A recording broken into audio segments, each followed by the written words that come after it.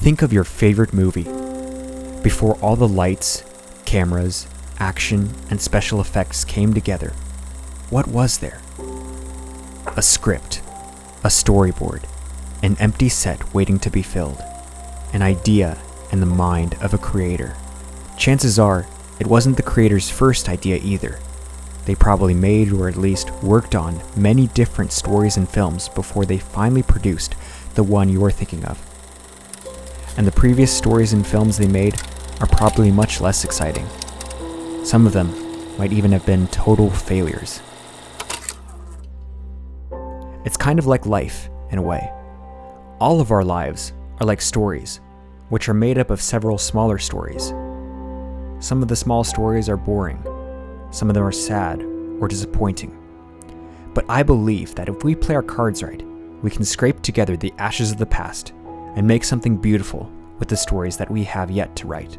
At least, that's what I'm counting on. After graduating from high school and realizing that I had no idea what I wanted to do with my life, no idea what kind of story I wanted to tell, I did a lot of wandering around and I lived a lot of disappointing stories. I went to college for 2 years, first as an English major, just so I could have something to say if anyone asked me what I was majoring in, because I really had no clue. And then I changed to an art major my second year. I thought that I wanted to be a concept artist for the film and video game industry, and to be able to design exciting things like cars, props, buildings, and environments. The college I went to had a great art program, and I learned a lot there, but they didn't really teach the specific skills that I needed to pursue this dream. After consulting with a few of my professors, I decided to drop out and study art on my own, so I could build a portfolio impressive enough to get into an art school that did teach the things that I needed to know. I was soon to discover, however, that actually carrying out this plan was going to be way harder than I thought. You see, after 14 years of having my entire educational experience being managed by someone else, teachers, counselors, whatever, managing it myself was something that I was nowhere near prepared for. I had no idea how to motivate myself. I had no idea how to keep myself accountable. I had no idea how to conquer the temptation to play video games and watch TV when I should be studying. I had always depended upon my teachers and the fear of getting bad grades to do that for me, for the most part at least. But now, there was none of that.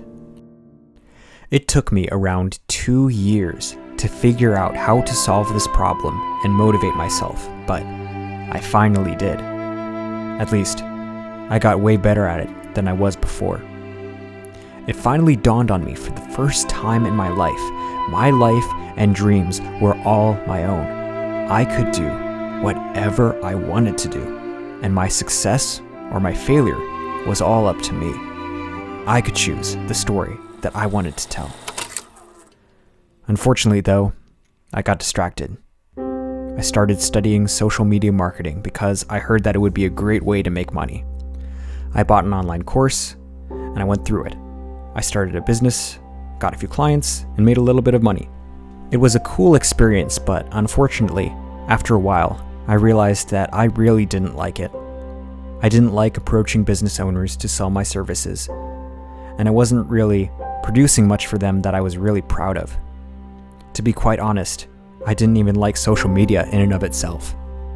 I was just in it for the money, and that's not a good reason. So I've pretty much left that behind for now. I also tried doing YouTube, and I achieved modest success with that too. I did gaming videos and vlogs, and I even had a Minecraft video reach over 400,000 views, which was super exciting for me. YouTube was fun, and I made a bunch of friends who I don't think I will ever forget.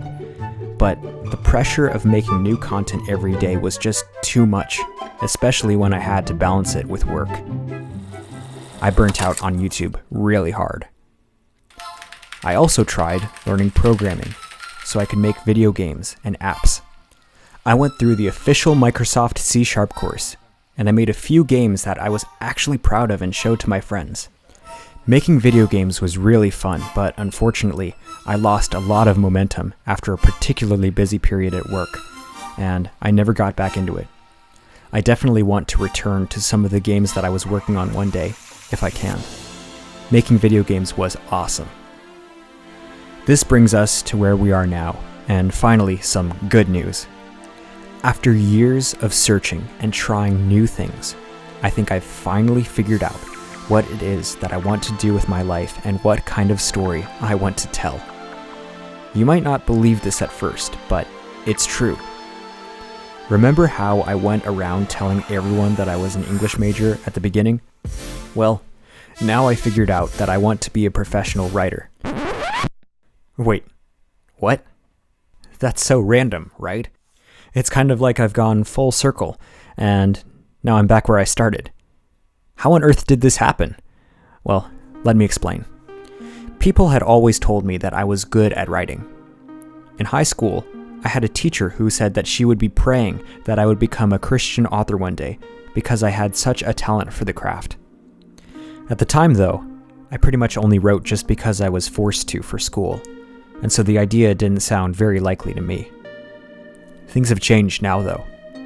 You see, although it may have looked like I was wasting my time, wandering around from thing to thing and suffering from shiny object syndrome during the last 6 years, there was a treasure which I found, or perhaps I should say, rediscovered along the way.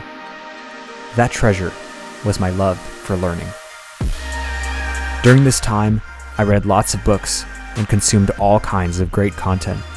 I realized that there were actually good books out there that are easy to understand and apply, and actually make people's lives better. As I began to read more and ask more and more questions, though, I started to realize that some of the questions that I had about life weren't adequately answered by any of the books that I could find. I figured if this was the case, I could write them myself. And that's what I've been doing for pretty much the past year or two. Writing, reading, writing, and writing some more. I've written all kinds of stories and projects, but the one that I'm most excited to share with you today is a project that's attempting to answer the question of what the Bible has to say about joy and the pursuit of happiness. I started out this project not knowing what the answer was. I had always seen God as mean, tyrannical, or at best, emotionally distant and uncaring. It was hard to imagine Jesus smiling or taking pleasure in anything, especially me. It was only recently that I heard someone say that God was joyful. That little saying sparked all kinds of curiosity in me to figure out if what they were saying was true.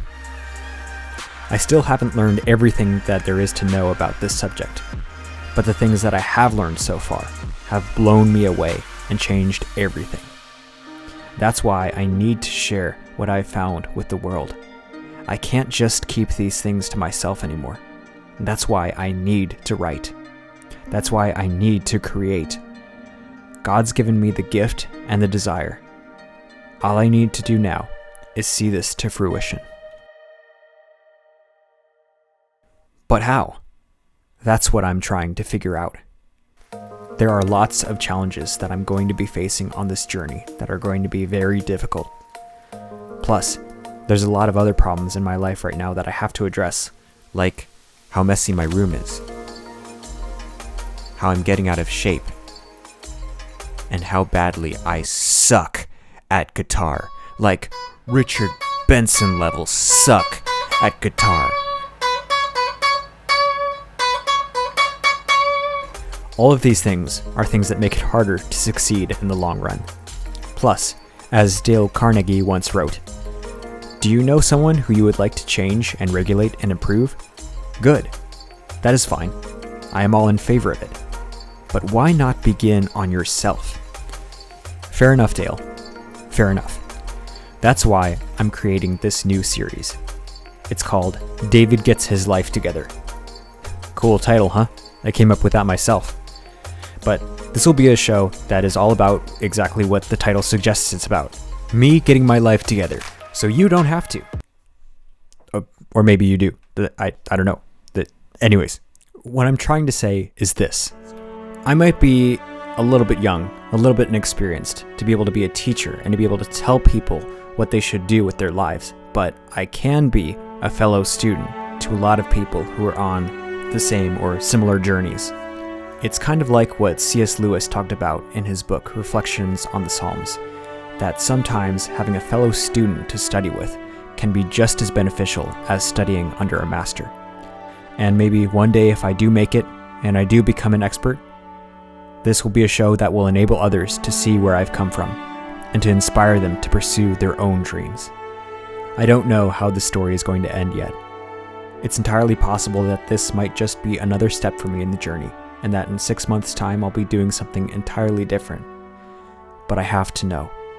I have to find out. It might turn out that I'm the worst writer in the world, and that nobody will want to read anything that I write. I don't think that that's the case, but even if it is, I have to know. I know that I've had difficulties sticking with things in the past. I know that my willpower is weak and limited sometimes, and sometimes I don't always do the right thing. For all I know, this might be just another step on a larger journey somewhere else. But I have to know. And if you're interested, I'm excited to be sharing this journey with you. I hope that you'll join me as we work together to make this dream come true. I wish I could guarantee you a happy ending, but I guess we'll all find out together. This is David Gets His Life Together, Episode 0.